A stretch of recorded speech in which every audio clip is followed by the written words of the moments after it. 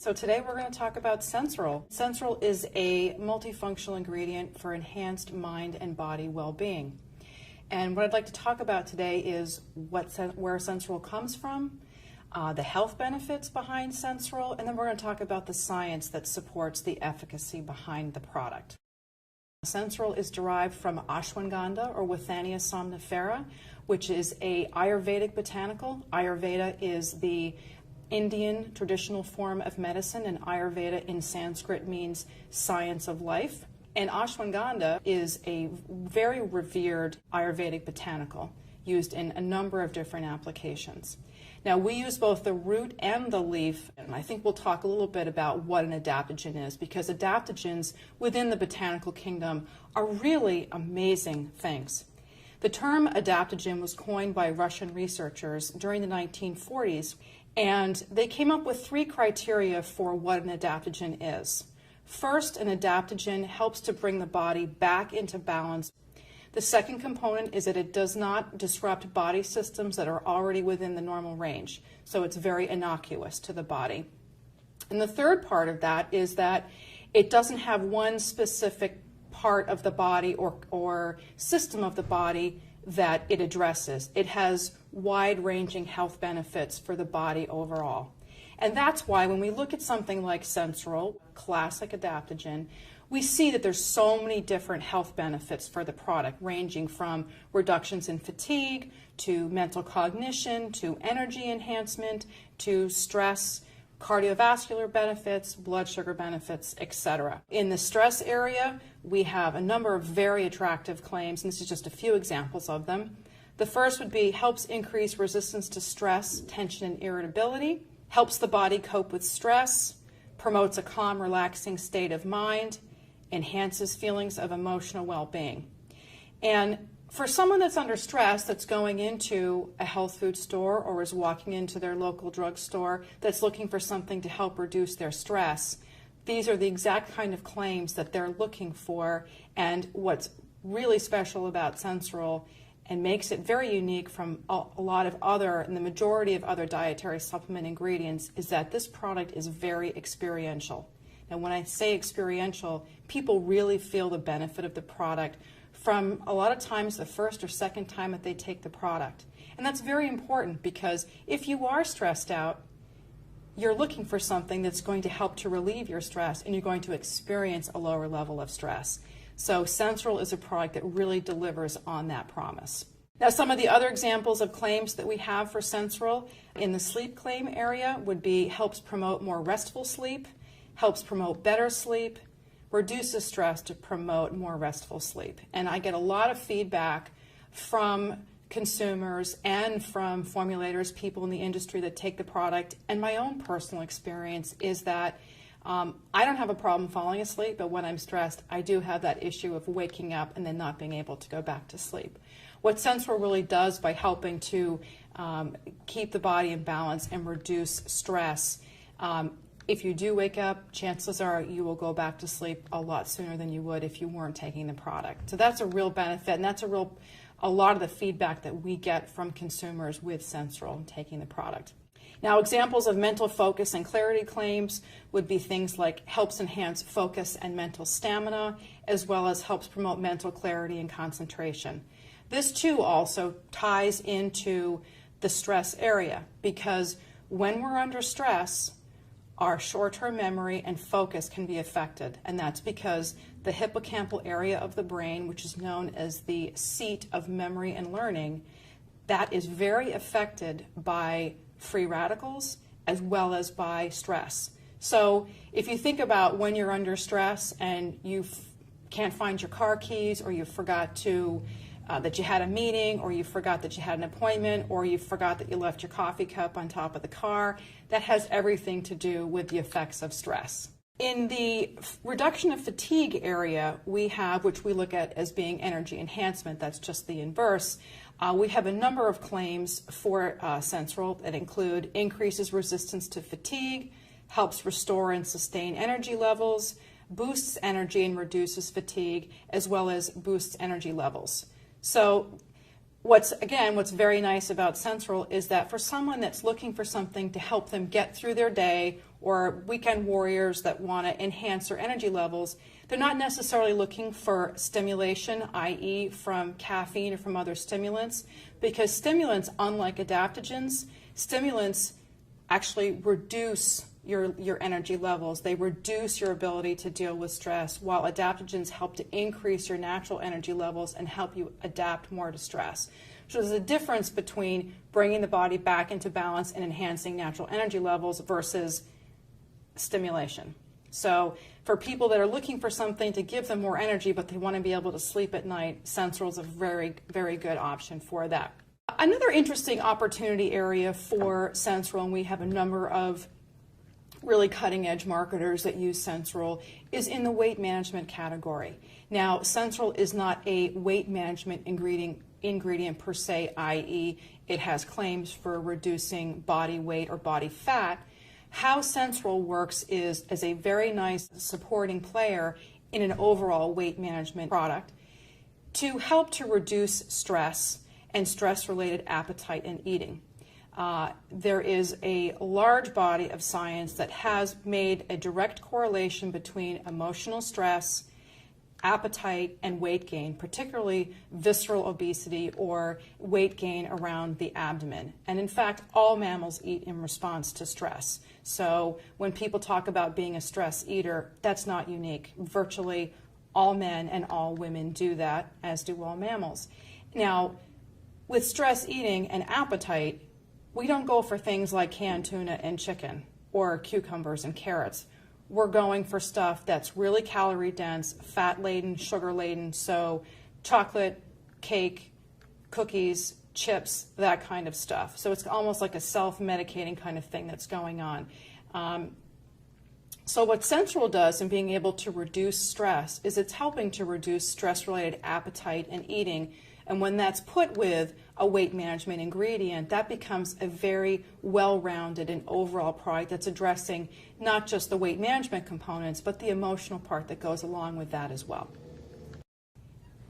Mechanism of action, i.e. how does Sensoril work? And that really, in terms of that discussion, we have to talk about the stress response or the fight or flight response, which people may be familiar with. In response to a stress, the body is going to prime itself to either fight or to flee. And how that whole process starts is there is an external stressor, and let's use the example of you're walking down a dark alley and you hear footsteps behind you. Now, your hypothalamus perceives that as danger. I don't know who this is. I don't know if they mean me any harm. The hypothalamus stimulates the pituitary to release ACTH. ACTH then stimulates the adrenals to release glucocorticoid hormones, primarily cortisol. Now, what happens when the fight or flight response has been kicked off and all of that whole cycle happens is that respiration goes up, your heart rate goes up, your vision focuses, your hearing gets very sharp, your digestion shuts down temporarily, your immune system is downregulated temporarily, and even your fingers and toes may tingle because what's happening is the little capillaries close down in order that if you're bitten, that you won't bleed to death. So there's a whole response that goes on to prime the body, and most of the blood is also shunted to the large muscles of the leg as well as your arms to fight or flee. Now, thankfully for most of us today, our stressors are from the neck up. So we're not being chased by large animals or by warring clans, or hopefully not walking down dark alleys not knowing who's walking behind us. However, the body doesn't react any differently and doesn't perceive that stressor any differently. So many people that are under stress may kick off the fight or flight response 2, 5, 10, 15, 20 times in a day or a week or a month. Having that happen, that really takes its toll on the body. And that's why the WHO says that 90%, the root of 90% of all illness is related to stress. It's also responsible for over 80% of the doctor visits to their primary care physician. All of it, a lot of it, most of it relates back to stress. So you can see why when you kick off the fight or flight response and your cardiovascular system is stimulated, respiratory, all of these things are being stimulated, you can see why stress has a direct relationship to things like heart disease, high blood pressure, hardening of the arteries, etc.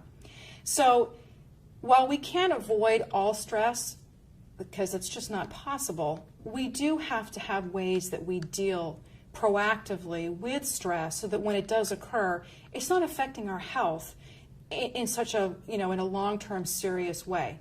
So if you think about the fact that when you kick on the fight or flight response, it's like flipping on a light switch.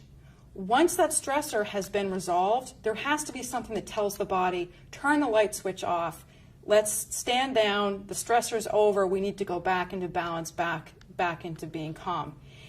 Let's say you normally rev at a 4, and under stress, you rev to an 8 or a 9 or a 10. So you're like in, full stress mode. Taking an adaptogen, taking something like stress can help in terms of when you're normally at a 4, when you get under stress, now maybe you only rev to a 6 or you rev to a 5. You're able to better handle the stressor that comes at you, i.e. adapt to that stressor. So that's the main mechanism of action for Sensoril in terms of how it helps with reducing stress. Sensoril is supported by a randomized, double-blind, placebo-controlled human clinical trial, which is the gold standard in product efficacy validation. We asked the participants in the study to fill out a modified Hamilton Anxiety Questionnaire at day 0, day 30, and day 60 of the trial.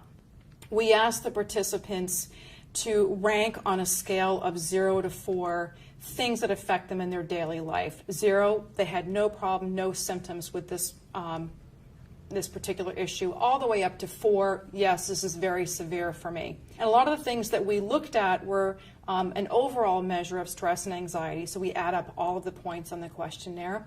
But we also looked at things like sleeplessness, memory, concentration issues, fatigue, lack of energy, irritability, feelings of impending doom, which is a classic anxiety state, perspiration, palpitations, and dry mouth. Those are not things that we make claims for, but they all kind of account into the overall stress component. Now, the objective features report for Sensoril at 125 milligrams once a day, we had a 6.3% increase in hemoglobin. We had an 8.9% decrease in VLDL, again, very low density lipoprotein. We had a 31.6% decrease in C-reactive protein. We had a 14.5% decrease in serum cortisol and a 13.2% increase in serum DHEA. While the objective features data that I shared with you is very compelling, and that's very important for overall health, being able to reduce some of those numbers and increasing others, the subjective data is where I find the real excitement, because it speaks to the experiential nature of the product, i.e. we get to see in a research setting how people feel, how their symptoms are reduced, and how much better they feel when they take Sensoril.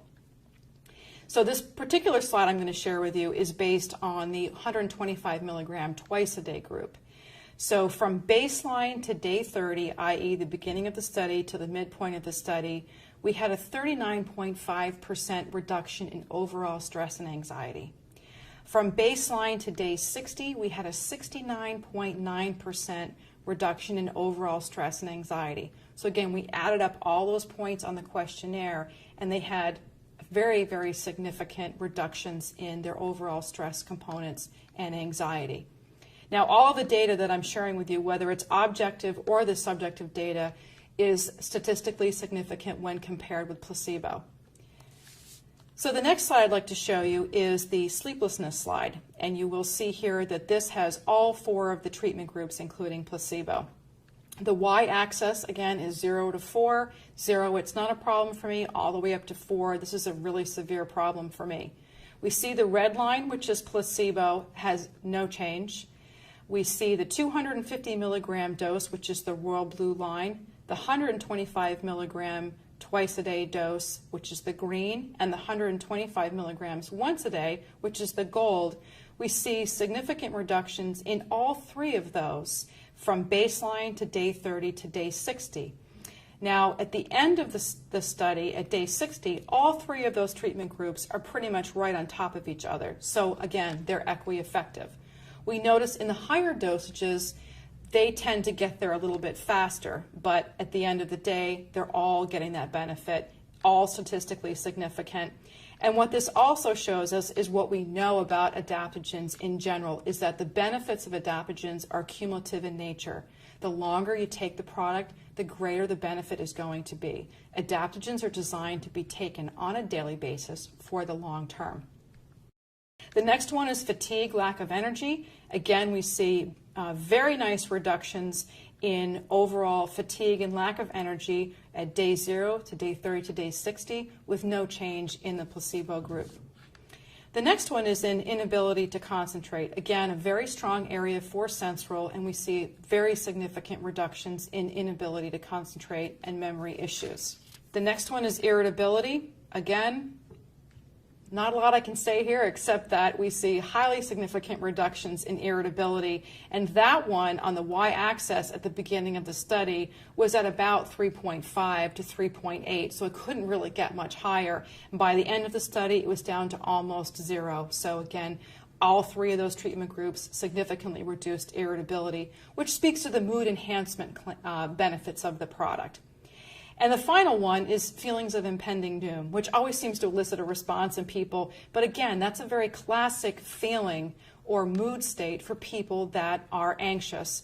And we had very significant reductions in overall feelings of impending doom. So in the 125 milligram once a day group, we had a 71% decrease in sleeplessness. We had a 53.1% decrease in fatigue, lack of energy. We had a 50% decrease in inability to concentrate, a 48.1% decrease in forgetfulness, and a 71% decrease in irritability. So again, you can see very nice reductions in these overall stress and anxiety symptoms in both the 125 twice a day and the 125 once a day group.